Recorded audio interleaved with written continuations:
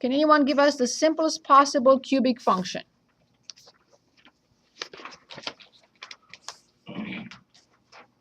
F of x equals? 3. You mean x to the third? X to the third. Yes. We used this function when we illustrated odd functions. Maybe I shouldn't have said that.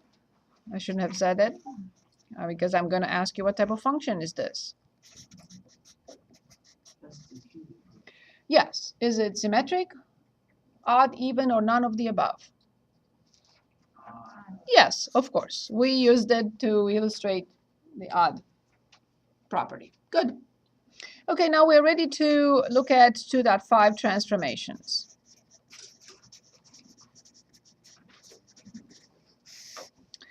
First question, why do I need transformations? I don't. I don't that much. But why are they important? They're important because once you understand these transformations and you remember the basic graphs, that list of graphs that we talked about, you're going to be able to, with your mind's eyes, graph a function before you even put it on paper. So in the next 20 minutes, I'll show you that that will happen to you as well. You will be able to picture a graph just like that. When we're going to graph it on paper, it's not going to be 100% exact because I'm not going to look for points, but the shape will be perfect and you will know what to expect. Another situation, another example in which transformations are useful, I'm going to show you an example after we finish them. After we talk about all these, there are only three types of transformations, then I'll give you a couple of examples so you see how powerful this skill is to be able to look at a function and say, oh, I know. And you'll be able to do that in about 20 minutes to half an hour. You'll see. Of course, based on the graphs that we looked at. Nothing else more complicated. That's not going to happen. Okay, here are those three types of transformations. Shifts, reflections, and the third one is shrinking or stretching. Stretching or shrinking.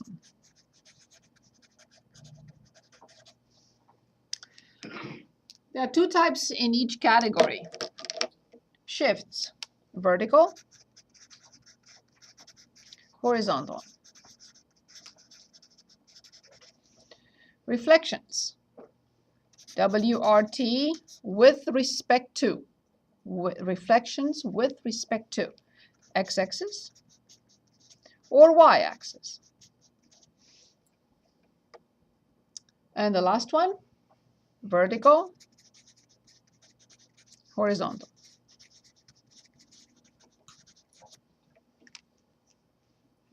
I'm going to start with, I'm going to create two functions, and then I'm going to ask you a few questions. I'm going to create f1 as being the absolute value of x minus 3. And then I'm going to create another function called f2 of x, which is the absolute value of x plus 4. Here's my first question. Which base function from the list of functions did I use to create f1? I used the base function. The square root? No. Rational? No. X squared? No. Cube root? No. Cubic? No. Which one? Absolute value. Absolutely. Thank you, Damon. I did use the absolute value of x. I'm going to graph it. That's the function I used. Here it is, right in the middle, bisecting the first and the second quadrants. This is our absolute value of x. Awesome. The next question I have is this. In all these transformations, I can only change x or y. So I'm looking now at the base function, and then I'm looking at this function. And I'm asking myself, am I changing x? No, I'm not changing x because the absolute value of x is untouched. So what am I changing then? If I'm not changing x, there is only one other option. Why? Yes. So this is, if you want, the absolute value of x plus 0. This is the absolute value of x minus 3. So what kind of transformation will this be? What should I do to the green graph to get f1? If I'm changing y, and in which direction am I changing? Because when I change y, I can only go up and down. So if I go this way or this way, I'm changing x. Go up three? If down 3. Very good. So this is a vertical shift. The sides have to be parallel to the original function or the base function. So this is indeed the absolute value of x minus 3. So this is down 3. So obviously this is a vertical shift. Now let's go back to F2. What will you say about F2? Exactly. Am I changing x or am I changing y? No, x is the same. I don't have any change in x. But the graph of the original function goes up 4. Do we understand this move or this shift? Yes? The Very green- good. the Yes? green goes up 4? Plus 4. Right, Yes, the green graph. right. It goes up 4. 1, 2, 3, 4. Parallel to the green graph. And this is the absolute value of x plus 4. A transformation on y, a shift up 4. So this one is up 4 units. Any questions? Okay. All three of those lines be on there like that? Like, So all three of those so- arrows? the green is the absolute value of x. The blue is the absolute value of x minus 3. And the red is the absolute value of x plus 4. You don't have to put them on the same coordinate system if you don't want to. But I want to show that from the base function, I either go up or down with different graphs. But you can put them on separate coordinate system. So you're showing the relation of where they go and how it affects it. Better? I'm not lost, I'm just trying to figure out, trying to make sure. Yes. No, that's fine. So you can put them on separate coordinate system, but you have to put the base function and then you show the shift. And then you put the base function again and you show the other shift. Very good. Okay, I'm going to create another F1 and another F2. And here they are.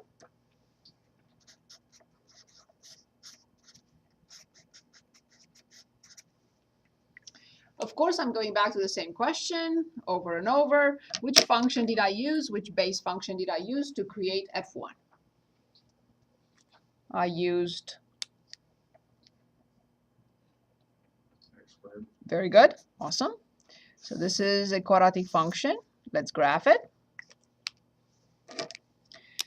So the simplest possible quadratic function is x squared. Now I would like to graph x minus 3 squared. I have to take it slowly and think. And I see this is like x plus 0 squared, or x minus 0 squared if you want.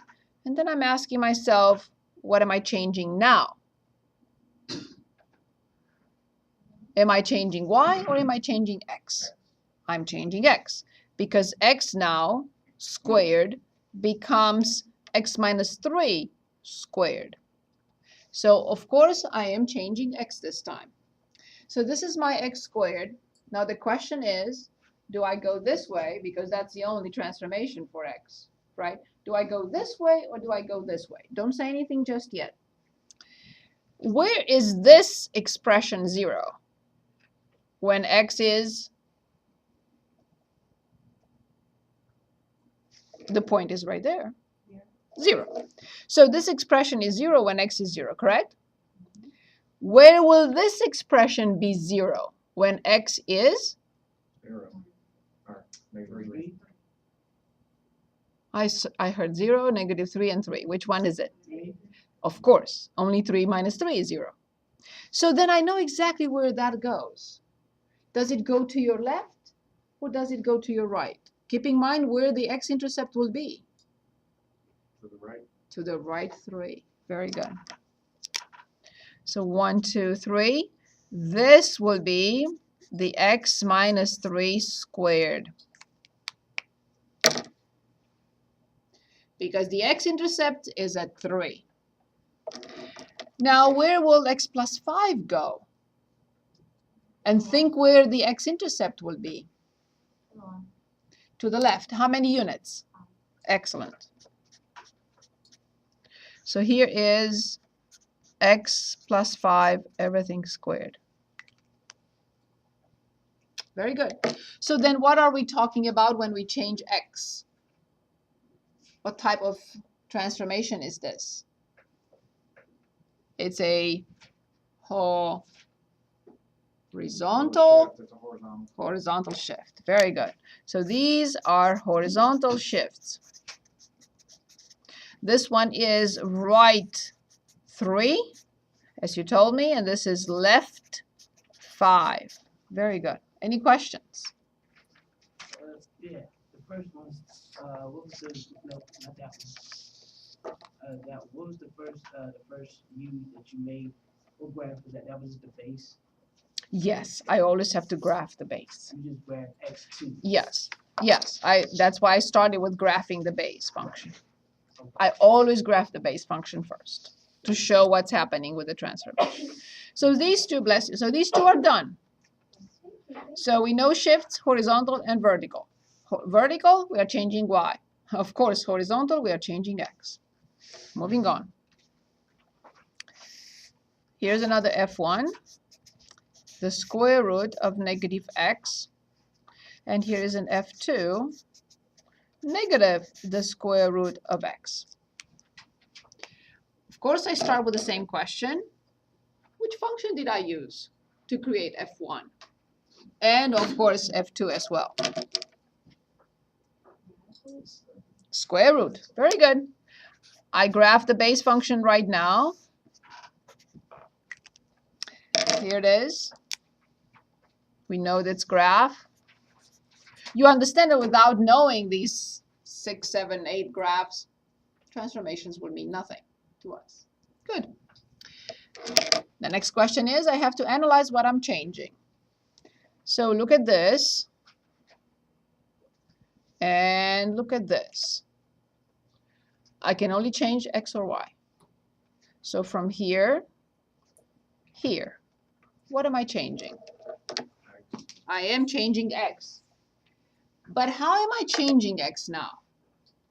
From positive x to negative x.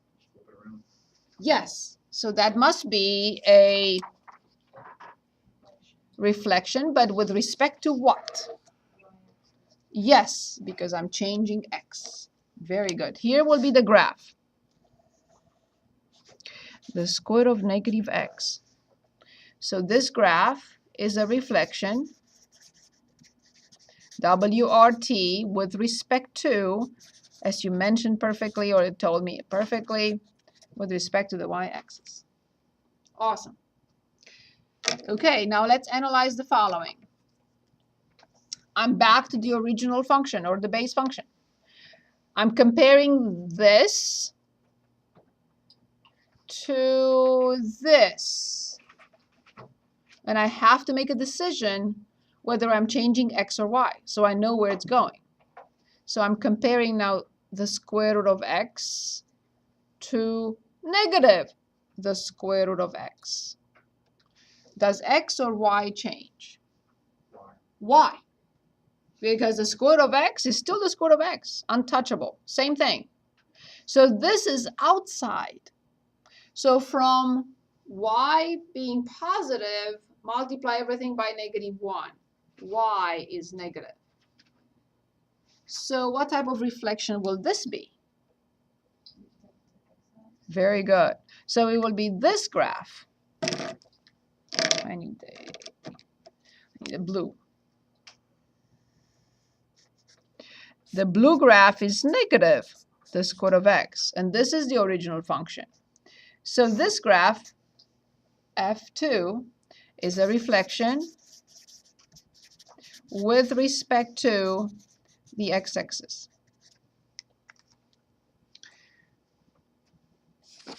At this moment, so these two are done, I would like to give you a combo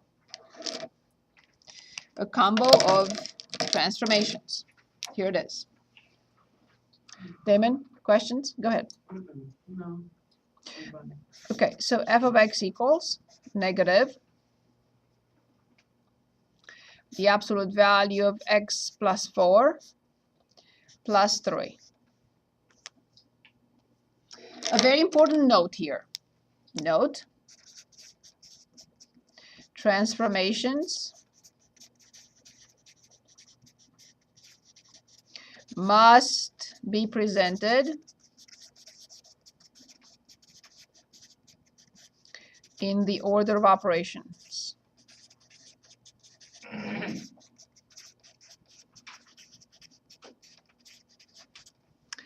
Transformations must be presented in the order of operations. What does that mean? Forget about transformations for a moment. Let's suppose you are giving me this function and you ask me evaluate it for x equals 2. Which operation will I have to perform first? You give me this function and say evaluate it for 2. Exactly, I have to add first. Perfect. So first I have to add. I'm done with the absolute value. What is the next operation? After I'm done with the number in absolute value, what is the next operation? No exponents? Maybe plus 3. I can't. Multiply the number. Might multiply by -1 in order of operations. I can't add before I multiply by -1. So one more time. First, I add 4. Then I multiply by -1. And the third and the last operation is? Good. So now, we haven't graphed this yet, right? What is the function that I used for this? Absolute function. Of course. Where am I going first? 0, 0. That's the base. Okay, go left 4. Left 4. What am I doing next? Reflection of the x. And then Plus 3. up 3. I already know the graph. I haven't even graphed it. One more time. Absolute value. Shift 4 to the left. Multiply by -1. It's outside. I'm changing y. And then I go up 3. It's a powerful procedure. Once you understand transformations, the graph is in your head. Even if you don't want to, you already know the graph. Yes, we're gonna put it in. Yes, step by step. Okay. Base function, please. Good. First transformation is on absolute value. What is the first transformation? 0.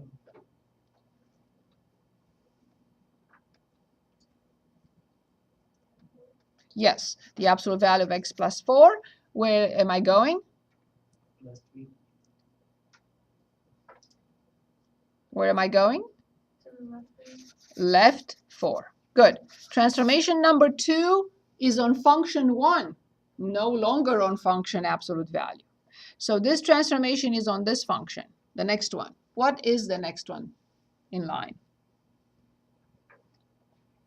The negative. Exactly. What does the negative outside, not close to x, but outside close to y, or changing y, what does that do?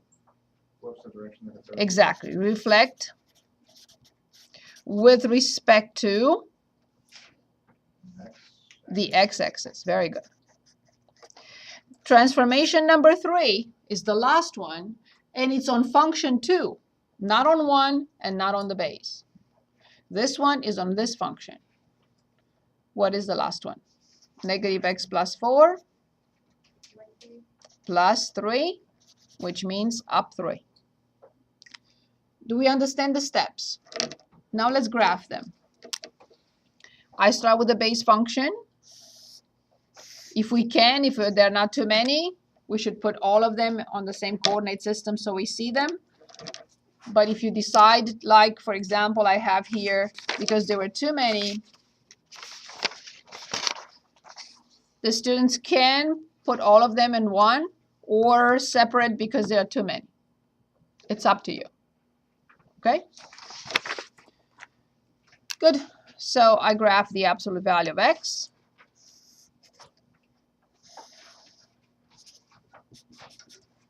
Then you told me left 4. I'm doing that. 1, 2, 3, 4. Parallel, don't forget. So this is the absolute value of x plus 4. Then you told me to do what again? Reflect. Very good. Here's the green graph, negative the absolute value of x plus 4. And ultimately, at the end of the day, you told me to... So 1, 2, 3 up here, and this is the final graph. Is it a perfect graph? No. Do I know where it crosses the x-axis and the y-axis? I don't. I haven't performed any calculations, but I have it already in my mind. I know what to expect. If I ever have to punch it in the calculator to determine blah, blah, blah, I already know how it looks. I will not be surprised when I see the graph. Okay, the last reflection, the last transformation. Any questions on what we just did? Here's the last. F1 and F2. F of x is x cubed. And I would like us to determine F1 as f of twice x, this f. And I would like to determine F2 as f of 1/2 x. I'll explain. Coming back to those transformations. From these two, this will be easier to understand than this. So this will come easy to us. This one, not as much initially. And then it will be clear. Okay. I still would like to do the vertical before I do this one. So let me do the vertical first. I'll come back here. So let's say F1 is twice x squared, and F2 is 1/2 x squared. What function did I use to create F1? What base function did I use? X squared. Good. So here's x squared. Can you give me 2 points for this function? Obviously 0, 0 is here. But for example, for x equals 1, when x equals 1, how much is x squared? 1. Very good. When x is 2, how much is x squared? 4. Good. So here's the graph of x squared.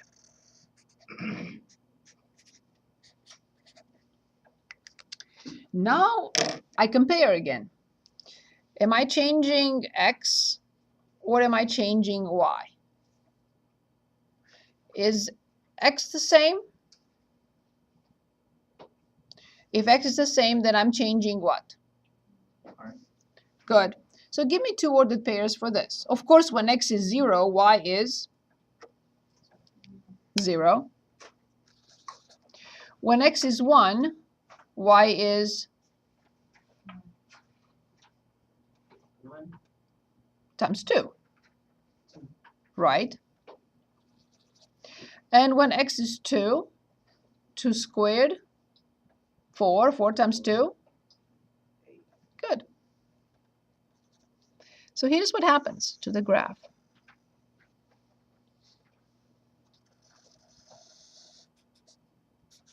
This is twice x squared.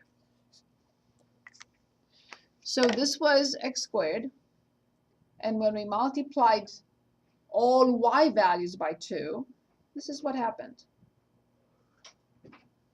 From x squared to twice x squared. This is called a vertical. That's it. So this graph is a vertical stretching. It shows how the graph stretches vertically when the number in front is greater than 1. Now I would like to graph 1/2 x squared. Let's use the same points. When x is 0, how much is 1/2 x squared? 0. When x is 1, how much is 1/2 x squared? Very good, right here, 1/2. And when x is 2, 2 squared is 4. 4 times 1/2 is 2.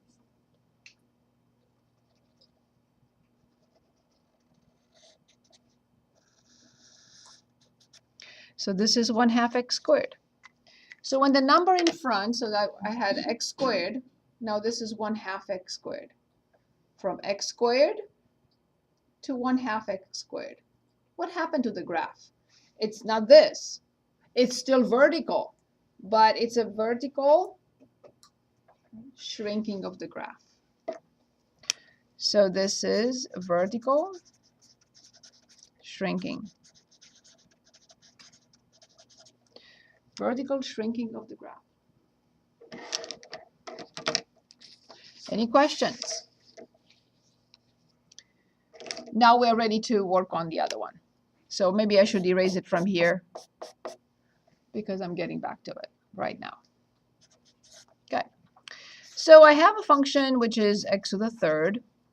And from here, I would like to create two functions. I'm going to call one f1, which is f. Maybe I shouldn't put a 1. There is no need for 1 in this case because I'm using one function. So f of 2x. And then I want f of 1/2 x.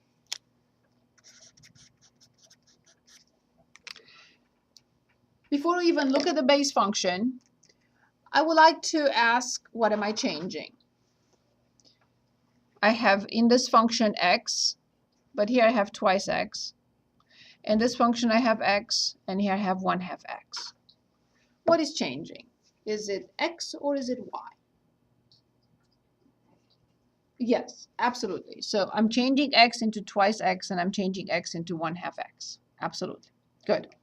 So now, can anyone tell us how to simplify both? Let's start with the first one. I have f of x, which is x cubed.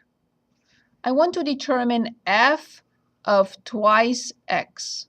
We know how to do this. We know how to find the difference quotient, which is more difficult than this. So how do I determine f of twice x? How do I evaluate this function at 5? I plug in and I cube. How do I evaluate at 3? I plug in and I cube. I want to evaluate it at 2x. So what should I do? Exactly, 2x to the third. Perfect. Let's simplify. I have a product. This is not a sum or a binomial. I have a product raised to the third power. Each factor has to be raised to the third power. What would you say? 8. 2 to the third is 8, and that's it. I'm coming back to a second. So how do I determine f of 1/2 x? What would you tell me to do? Same thing, 1/2 x to the third. And what is the answer? Simplified? Yes? Perfect. Very good. So now I would like you to, for a moment, forget about this. forget about that for a moment. How do I graph x cubed? This is x cubed, right? We just graphed it at the beginning of the class today, correct? Good. Based on what we just studied, how will I graph 8x cubed? Will I graph it like this or like this? One more time. This is x cubed. How do I graph 8x cubed? This or this? Is it a vertical stretching or a vertical shrinking? Number 1 or number 2? Stretching. Yes, it's number 1. But what happens horizontally? Perfect. It's a vertical stretching. So one more time, this was x cubed. Now this is 8x cubed. But what happens horizontally? When I change x into twice x, what happens horizontally? Yes. This is not what we have expected, right? Because I'm changing x into twice x. Instead of this horizontal stretching, what does the function do? The opposite. One more time. This is x cubed. This is 8x cubed. But 8x cubed was determined by replacing x by twice x. So this is a horizontal shrinking of the graph. What about the next one? I have x cubed. What about 1 over 8x cubed? Does it do this or does it do this? Number 1 or number 2? Number 2. Well, what does this mean horizontally? Yes. So as I mentioned, this is the only one from the list of transformations. It's the only one that may surprise you. So this one is a horizontal stretching. This is a perfect example for trigonometric functions. However, in this class, we do not present any trig function. We're going to have an example. So if you'd like to open, if you have your book, on page 295, and there is a graph there. Here's the graph, 45 through 52 on page 295. I'm going to quickly copy the graph. So it's a -4, -2. -4, -2. It's at -2, 0. It's at 1, 2. And 1, 2. And 3, 4. That's it. Here's our graph. This is the function f. And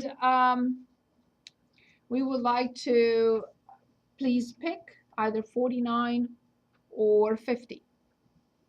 Which problem would you like to work on? 49 or 50? 50? 50. Okay, very good.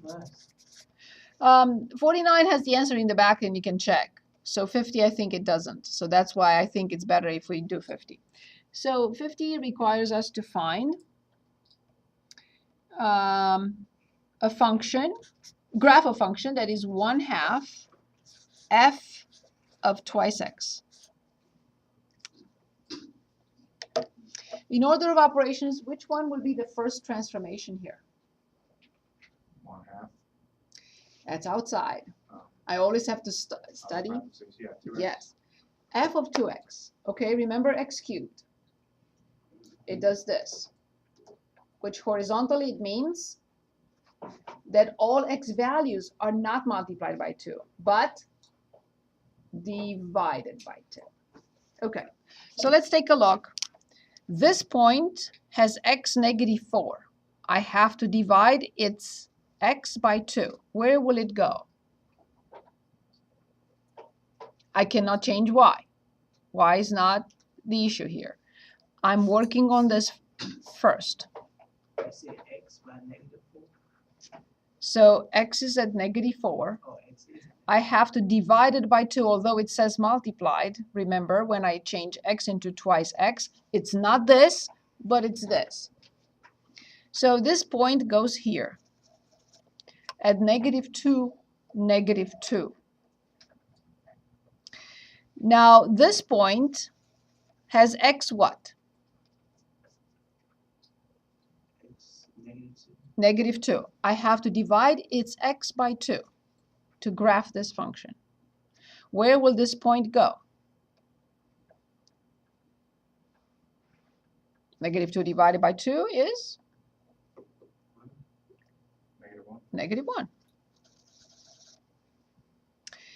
This point has x what? Please divide 0 by 2. Exactly, so it doesn't go anywhere. This point has x 2. Please divide it by 2. So it moves here. This point has x equals 4. Where will it move? So it's going to move here. This is the function. What? Can anyone tell us what is this red, purple, pink, whatever you want to call it? I'm not very good with colors. What function is this?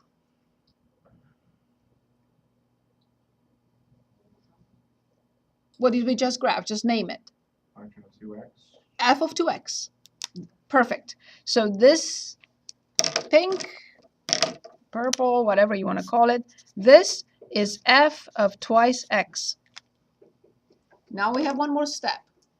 What is the last step in order of operations? What does 1/2 do in front of y? If this is x squared, 1/2 x squared will do this, or it will do this. That will be a vertical stretching and has to be a factor greater than 1. So we will do this. So then what will I do with all y values? This is straightforward. This is no Multiply by 2. By 1/2. yes, that doesn't change. The only one that is the ambiguous one is this. It's the one with f of twice x, in which we divide, or if it's 1/2 x, we multiply. Everything else is straightforward. If I have a 1/2 outside, if I have a 2 outside,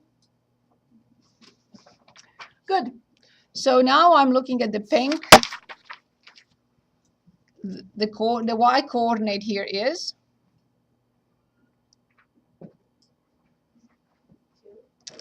-2. It's under the x-axis. The y coordinate for this is -2. I have to multiply it by 1/2. Where will it go?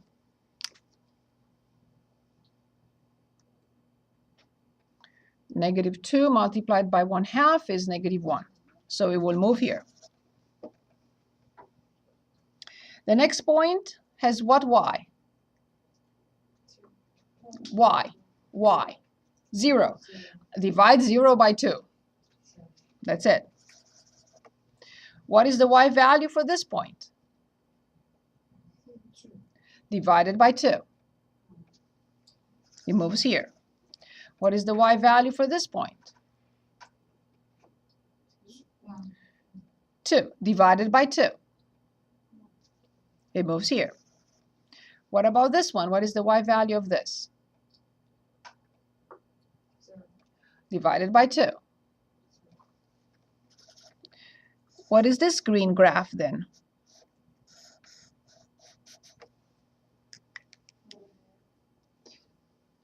Name it.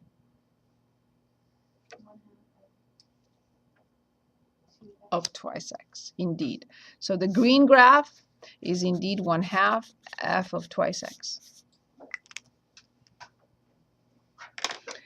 I mentioned that at the end of the transformations, I will give you an explanation or an example in which they're very useful. let's suppose we give a medicine to 1,000 people. And let's suppose we would like to determine a function that reflects what happens to their blood pressure after they were given such and such medication. And let's suppose we collect the information, the data, and let's say we plot those points. So on Damon, we have 0.1, 2. On Kelsey, we have 0.3, 4. On Harry, we have blah, blah, blah. And we plot those points. And let's suppose we see this. When we finish with everybody. Or let's suppose we see this when we finish with everyone.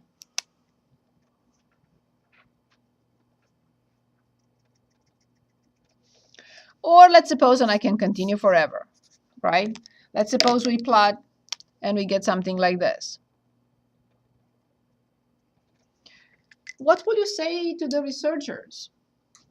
Hey, I think I know what kind of function you need here for the blood pressure and the dosage of medicine. What kind of function will you suggest to them?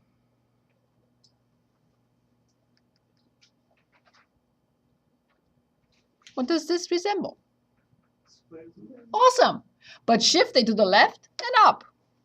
Awesome. What about this one? What will you suggest to them? Whatever the study is all about. What will you say? Absolutely. Right. Shift it to the left and down. Blah, blah, blah.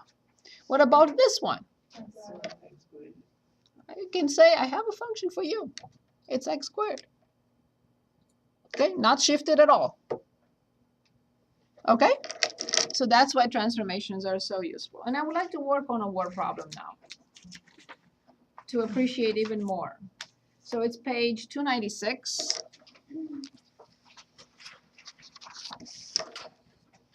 And this is the end of the material for test 1.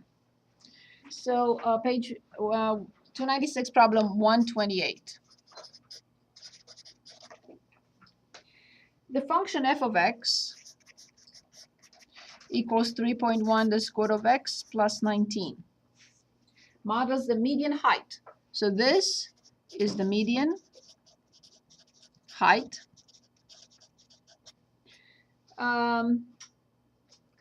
in inches of girls who are X months of age. Age in months. The graph of f is shown. I'll show you the graph in a minute, but I want to ask the first question. I want you to describe how the graph can be obtained using transformations on the square root function. What is the base? Square root. Very good. What is the first transformation on the base? 3.1, the square root of x. What will that do? Am I changing x or am I changing y? Y. Perfect. And I'm multiplying by a number greater than 1. Stretch. Vertical stretching. And the transformation 2 is on function 1. What transformation will that be? Will be 3.1 the square root of x plus 19. What am I doing now to the graph called 1?